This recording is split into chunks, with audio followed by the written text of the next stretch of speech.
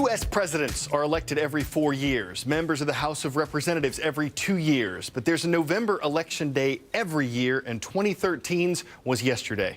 In different states and cities, people cast votes for governor, mayor, or different ballot measures. Those are votes on certain issues. We don't have the results because the polls closed after we produced this program. But we want to focus on one ballot measure in Colorado. 11 counties in that state were voting on whether to secede, to split off and form a 51st state. If it passed, it would still have to be approved by the Colorado legislature and the U.S. Congress. No one really expected it to pass, not even the people who supported it. They say the point of a vote was to send a message about how some people in rural Colorado feel disenfranchised, ignored, or marginalized because of greater focus on urban areas. Welcome to northern Colorado, some 60 miles outside of Denver. No hustle and bustle of city life here. I saw the struggles that my grandparents, my parents went through to create what I believe is an oasis in the desert. And I see that oasis in the desert threatened. Weld County Commissioner Sean Conway is a third-generation Coloradan, raised on a ranch, fighting for his rural lifestyle and livelihood. We're tired of being ignored. We're tired of being politically disenfranchised. That's the message of the 51st State Initiative. Fed up with new gun control laws, expanded oil and gas regulations, and increased renewable energy standards recently enacted at the Colorado Capitol, Conway is leading the charge to form a new state.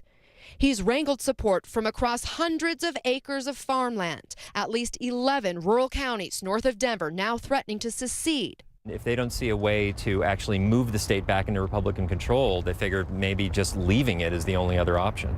Political science professor Seth Maskett says the secession movement is an example of Republicans, who are the minority in this state, taking desperate measures. In Colorado, Democrats have control of the Senate, House, and governor's office. While supporters of the referendum know there's no practical implication from the vote, they say it's a sure way to get attention for their cause. But not everyone agrees with this strategy. The best strategy for dealing with political issues through the political system. Weld County DA Ken Buck, a high-profile Colorado Republican, is among those frustrated. But he plans to vote against the 51st State Initiative. I think what we need to do is we need to make sure that we work doubly hard to get the folks who aren't listening out of office and to make sure that our voices are heard. See if you can ID me. I'm an Asian country that borders Pakistan and Myanmar. My government is considered the world's largest democracy. I'm home to more than 1 billion people, and my capital is New Delhi. I'm India, and I got my independence from the United Kingdom in 1947. India launched its first satellite in 1975. It put a spacecraft into orbit around the moon in 2008. It's planning a manned space flight for 2016. But this launch on Tuesday could put India into an elite group of space explorers. The rocket is carrying an orbiter that's bound for Mars. It'll take 10 months for the mission to reach the red planet. If it's successful, it would be a big achievement for India and its space program. But there's some debate about whether the investment is money well spent. The cost of this mission is $73 million. That's a bargain by international standards. Still, many critics in India say it's a luxury this country can't afford. Not when so many of its people live on less than $1 a day. But India defends this cost, plus its $1 billion annual investment in its space program, saying its satellites are used for a number of applications in TV broadcasting, teleeducation, telemedicine, defense, and meteorology. A sort of food fight is brewing in Irwindale, California. A company that makes sriracha sauce moved its factory there this year. To make sriracha, you have to harvest chili peppers. This company does that from September through December in order to make a year's worth of sauce. But the activity inside the factory is offending some neighbors' olfactory systems. Call it Chiligate 2013. Sriracha hot sauce. Its telltale green top and rooster on the bottle is in the hot seat. Complaints the smell emanating from its new plant in East Los Angeles is making people sick. It smells more like pepper. It's very, stinging. Celeste Gamez, a college freshman who lives in the shadow of the plant, says the chili makes her sneeze and her throat sore. Others have complained to the city of Irwindale of headaches and difficulty breathing. The city now filing an injunction to force the plant to either fix the problem or shut down. Now seems like the Irwindale not friendly to me. David Tran is the Vietnamese immigrant who turned the mix of red jalapeno peppers, garlic salt, and vinegar into a multi-million-dollar global brand. He says the plant, which was chosen to be built here by the city of Irwindale, cost $40 million and has state-of-the-art air filters, even taking the media to the roof to prove it. At fault, it's harvest and chili grinding time. Truckload after truckload of the hot peppers brought in over a 3-month period. In the last week, the Air Quality Department has logged 11 complaints. It sent an inspector finding no smells, no violations at the plant. While Sriracha might look hotter than Hades, it's nowhere near. Rating only about 2,000 points on the Scoville scale. That's about half where Tabasco sauce is and nowhere near the hottest chilies in the world. Sriracha's jalapeno, nowhere near that hot. And the new plant has brought needed jobs to the area. Even those who suffer agree. If it's possible to fix the problem, then that would be best because even one of my friends recently got a job there. How hot is too hot? Now in the hands of a judge.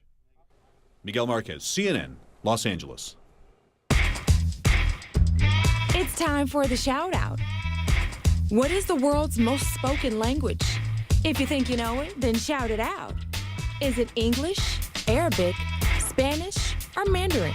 You've got 3 seconds. Go. Mandarin Chinese is the first language of around 845 million people, which makes it the world's most spoken language. That's your answer, and that's your shout out. Help wanted. When's the last time you saw that sign for a job whose median salary was $43,000 a year that could pay upwards of $100,000 and wasn't in medicine or computer engineering? Recruiters from police departments to the State Department, from Apple to the Army, are looking for a few good translators. Well, translators and interpreters. There's a difference. Interpreters specialize in spoken language. Translators focus on what's written. Both are part of a field that's expected to grow by 42% between 2010 and 2020. And that doesn't include the military, which is also looking for language gurus. Many U.S. high school students are required to study a foreign language, and many of them take Spanish.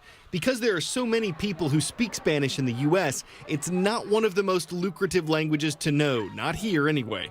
But if you're sharpening skills in Arabic, spoken throughout the Middle East and North Africa, or Chinese or Portuguese, you could find your fluency in demand from coast to coast and well beyond. You could go from fluency to affluency. So what can you do about it? Become fluent. Become familiar with the culture of the language you've learned. Become certified by an organization like the International Association of Conference Interpreters. All this could help you become employed in one of the nation's fastest growing occupations. Buona fortuna, viel Glück, good luck. It's Worldwide Wednesday. That means we're going global for today's roll call with stops on 3 continents. In North America, we're heading to the Canadian province of Ontario to check in with the 49ers from Sacred Heart Catholic School in Sarnia. We'll hop across the Atlantic to hit Europe next. Aviano, Italy, and the Saints from Aviano Middle High School.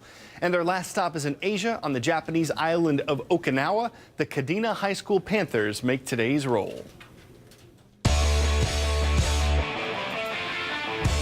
The old saying goes, curiosity killed the cat. It only trapped the elk. Oh my God. Well, this elk. The man who took this video says the animal got curious about his trampoline, then it got stuck inside the safety net. Other elk gathered around to kind of see what was going on. Their rescue efforts, though, were at a standstill. Eventually, the homeowner made his way to the trampoline and helped the elk get out. The animal ran off safe and sound, and probably with a renewed bounce in its step. At least we assume so after all that elk excitement. It wouldn't surprise me if this video goes viral, since the animal is totally internet. We weren't sure exactly what puns to make when we first saw the video, but we knew they'd be of this elk. We hoofed to go. For CNN Student News, I'm Carl Azus.